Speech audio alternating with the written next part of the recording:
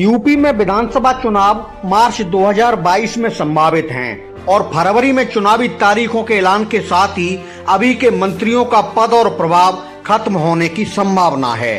ऐसे में योगी कैबिनेट विस्तार के साथ लाल बत्ती हासिल करने वाले विधायकों का मंत्री पद महज 3 महीने का माना जा रहा है। मंत्री विहीन चल रही कुर्मी बेल्ट बरेली को छत्रपाल गंगवार के रूप में 3 महीने का मंत्री पद देकर सत्तारूढ़ भाजपा ने गंगवार वोटों में पेट बढ़ाने की कोशिश की है। हालांकि विपक्षी नेता बरेली को मिले इकलौते मंत्री पद को 90 दिन का झुंझुना बता रहे हैं। नमस्कार, आप देख रहे हैं खबरची न्यूज और यूपी कैबिनेट विस्तार के रोहिलखंड इफेक्ट से जुड़ी खबर के साथ मैं हूं अनुरोध भारद्वाज। कुछ माह पहले केंद्रीय मंत्रिमंडल से बरेली सांसद संतोष गंगवार की असमय विदाई के बाद बरेली का लखनऊ दिल्ली में प्रभाव शून्य सा दिखाई दे रहा था। एक वक्त ऐसा भी था जब बरेली के भी दिन बहुत अच्छे थे और उसके खाते में 3-3 मंत्रियों की ताकत हुआ करती थी। एक और बरेली कैंट विधायक राजेश अग्रवाल यूपी में वित्त और आमला विधायक धर्मपाल सिंह सिंचाई जैसे अहम मंत्रालय संभालते थे।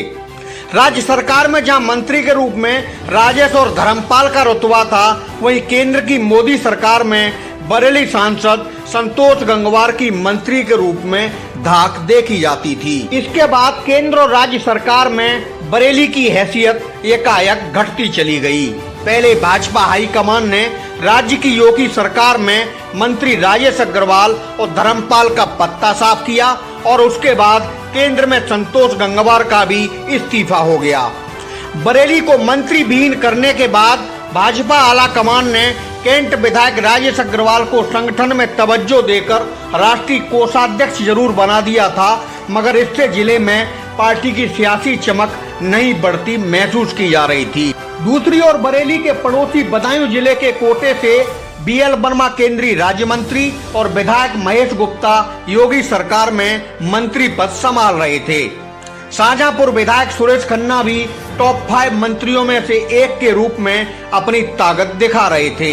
वहीं रोहिलखंड की धुरी कही जाने वाली बरेली में भाजपाई कार्यकर्ता सरकार से जिले का बिल्कुल पत्ता कटने के बाद कुछ मायूस नजर आ रहे थे। बरेलियंस की इस मायूसी को भाजपा हाईकमान भी बखूबी समझ रहा था। नाम न छापे जाने की शर्त पर कुछ भाजपा नेताओं ने कहा कि केंद्र और राज्य सरकार में बरेली का एक भी मंत्री न होने के साइड इफेक्ट कुछ महीने बाद होने वाले विधानसभा चुनाव में नजर आ सकते थे। विपक्ष बरेली की हालत को मुद्दा बनाने की कोशिश कर सकता था। असेंबली इलेक्शन से कुछ महीना पहले ही सही बरेली कोटे से बहेड़ी विधायक छत्रपाल गंगवार को मंत्री बनाए जाने से कार्यकर्ताओं में जोश बढ़ेगा।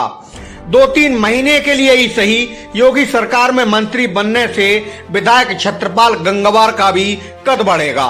मूल रूप से बरेली के गांव दमखोदा के रहने वाले छत्रपाल गंगवार बहेड़ी से दूसरी बार विधायक हैं। पेशे से शिक्षक रहे हैं और पहली बार 2007 में सपा के अताउर रहमान को हराकर MLA निर्वाचित हुए थे।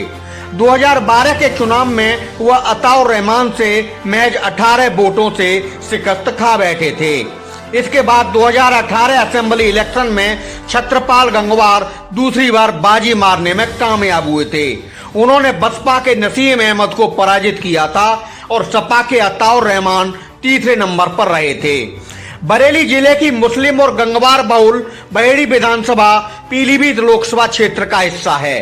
छत्रपाल गंगवार को मंत्री पद देकर भाजपा ने तराई की गंगवार बेल्ट को खास मैसेज देने की कोशिश की है।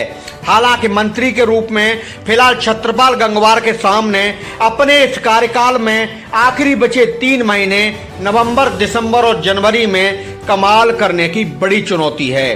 खबरची न्यूज के लिए बरेली के बहेड़ी से दुर्गेश मौर्य की रिपोर्ट।